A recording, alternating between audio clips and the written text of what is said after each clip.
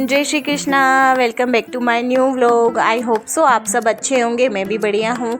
तो बस सुबह के 5:45 हो रहे हैं और मैं उठ चुकी हूँ। और मैंने जैसा कि खुद को चैलेंज कर रखा है कि मुझे सुबह जल्दी उठना है और उठ कर के मतलब उठना क्या, खुद को बेहतर बनाना है। तो उसी के लिए और सबसे बड़ा चैलेंज मेरे लिए यही है कि सुबह जल्दी उठना, क्योंकि उठने में मुझे बहुत आलस आता है। बट अब मैं ट्राई कर रही हूँ। मैंने 31 डेज़ का खुद को चैलेंज भी किया है, तो मैं उसके लिए सुबह जल्दी उठूँगी। मेरे लिए सबसे बड़ा यही चैलेंज है। तो बस मैं उठ चुकी थी। उठने के बाद थोड़ी देर बालकनी में गई थी कि सूरज उग चुका हो तो मैं देख लेती हूँ, बट नहीं उगा था। तो बस मैं किचन में अपने लिए गर्म पानी करने के लिए आई थी और मेरा ना लाइटर जो है ना वो चार्जिंग वाला है, तो वो डिस्चार्ज हो गया था। तो फिर मैं माचिस ढूंढने में लग गई थी। ऐसा होता है ना कि माचिस इधर उधर रखी रहती है। फिर फाइनली मुझे माचिस मिली और मैंने गैस को चालू किया।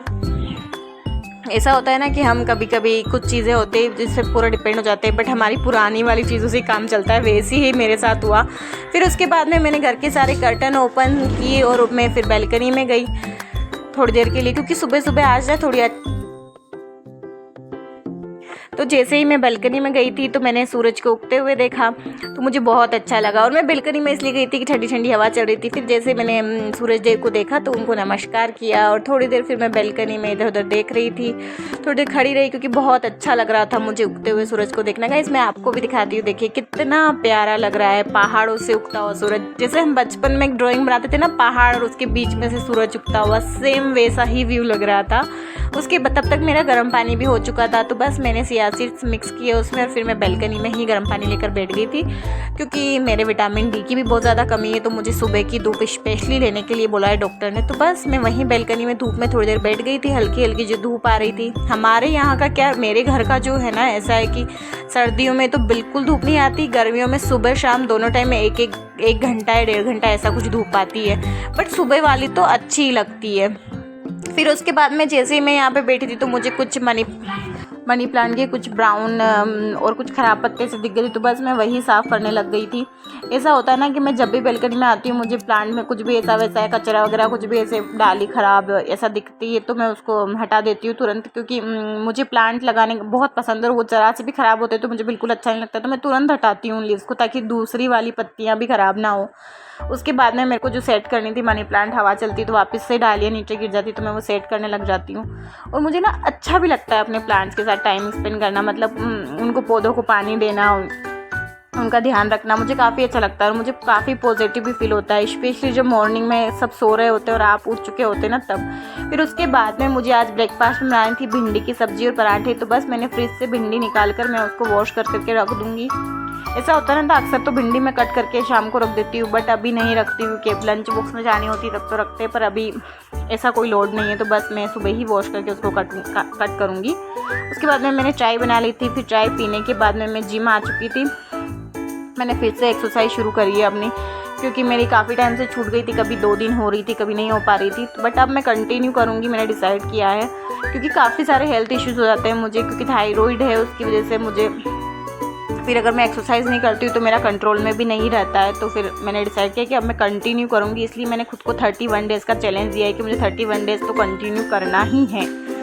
फिर उसके बाद में मैं घर आकर मैंने भिंडी कट कर ली थी। फिर मुझे आज आलू भिंडी बनाना था, तो बस मैं यहाँ पर आलू कट कर रही थी और अनाया मेरे पास खड़ी थी, तो बस वो मुझसे बातें करती जा रही थी। फिर मैंने लहसुन वगैरह प्याज वगैरह छिलकर कट कर लिए थे। फिर अब मैं सब्ज़ी में छोंक लगा दूँगी।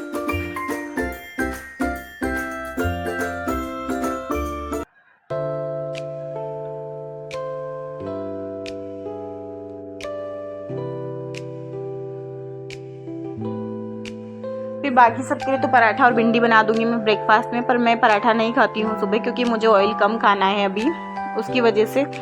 तो बस मैं अपने लिए मल्टीग्रेन ओट्स भिगो के रख दूंगी। मैं वैसे भी कम ही सुबह पराठा खाती हूँ, मुझे मल्टीग्रेन ओट्स या अदर कुछ और होता है तो मैं वो चीज़ खाना पसंद करती हूँ। तो बस यहाँ पे मैं मल्टीग्रेन ओट्स को दूध में भिगो करके रख देती हूँ। और जो मैंने चिया सीड्स भिगोए हैं तो वो मैं जब मैं ब्रेकफास्ट करती हूँ तब उसमें ऐड करती हूँ। ये थोड़ी देर भीग जाते तो काफ़ी अच्छे लगते हैं। बस इसमें मैं शुगर ऐड नहीं करती हूँ।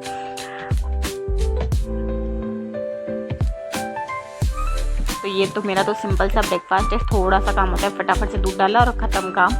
बस अब बाकी सबके लिए मुझे ब्रेकफास्ट बनाना है। तो सब्ज़ी मैंने यहाँ बन ही रही है। फिर उसके बाद मैं आटा लगा लूँगी।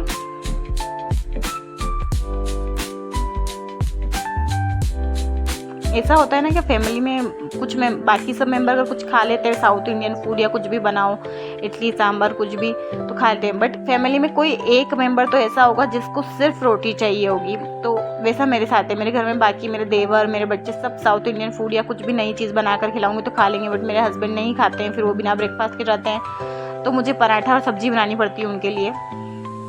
तो मैं अक्सर वही बनाती हूँ, मेरे घर में वही बनता है, या तो पोहा बनता है या फिर पराठा या सब्जी बनती है, या कभी कभी साबूदाने की खिचड़ी बनती तो ज़रूर वो खा लेते हैं, अदरवाइज़ वो और कुछ साउथ इंडियन फूड या फास्ट फूड कुछ भी बनाओ तो नहीं खाते हैं। तो बस यहाँ पर मेरे सब्ज़ी भी बन चुकी थी, तो बस मैं यहाँ पर रोटी बनाने लग गई थी।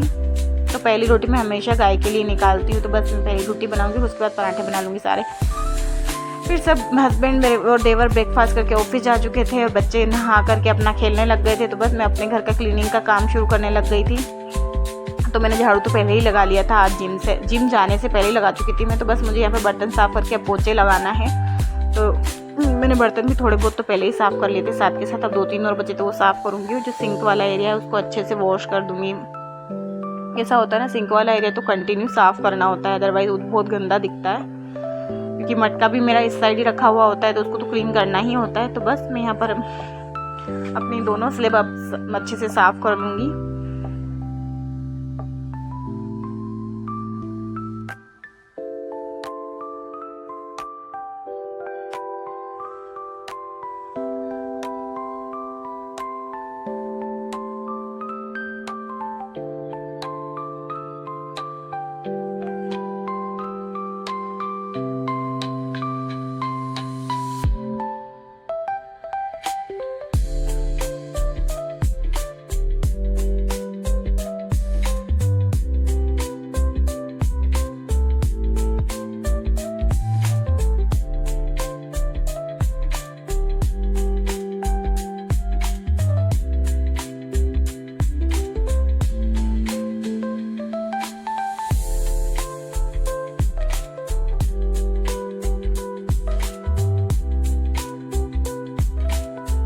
तो मैंने सिंक वाली स्टैंड अच्छे से साफ़ कर ली थी, अब मुझे ये वाली क्लीन करनी होगी अच्छे से।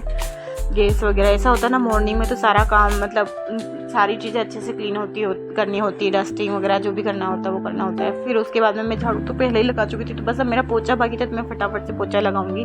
गर्मियों में ऐसा होता है ना, पोछा लगाने में थोड़ा आलस आता है, बट बच्चे घर गंदा कर देते हैं, तो उसकी पोछा तो कंटिन्यू लगाना होता है। अगर नहीं लगाओ ना तो फिर माइंड में ऐसा लगता है कि आज पोछा नहीं लगाए, तो वो तो लगाना ही पड़ेगा। तो बस यहाँ पर मैं पोछा लगाऊंगी, उसके बाद मेरा सारा काम हो चुका है, तो फिर मैं नहाने चली जाऊंगी।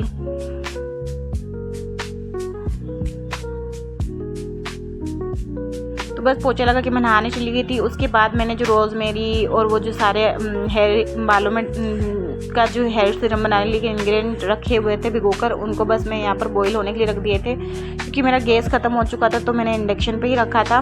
सुबह सुबह जब मैं लास्ट पराठा बनाई थी तभी मेरा गैस ख़त्म हो गया था, बट वो मेरे पास इंडक्शन है तो ब्रेकफास्ट बन गया सुबह का मेरा। उसके बाद में मेरी मशीन का ना ड्रायर ख़राब हो गया, तो आजकल कपड़े मुझे हाथ से ही निचोड़ने पड़ते हैं। तो बस मैंने कपड़े धुलने के लिए तो डाल रखे थे, तो बस मैं यहाँ कपड़े बस अब निचोऊंगी, उसके बाद मैं इनको सुखा दूंगी। तो आपको आज का मेरा व्लॉग कैसा लगे प्लीज़ बताइएगा, चैनल को सब्सक्राइब करना ज़रूर। बाय, मिलते हैं कल। जय श्री कृष्णा।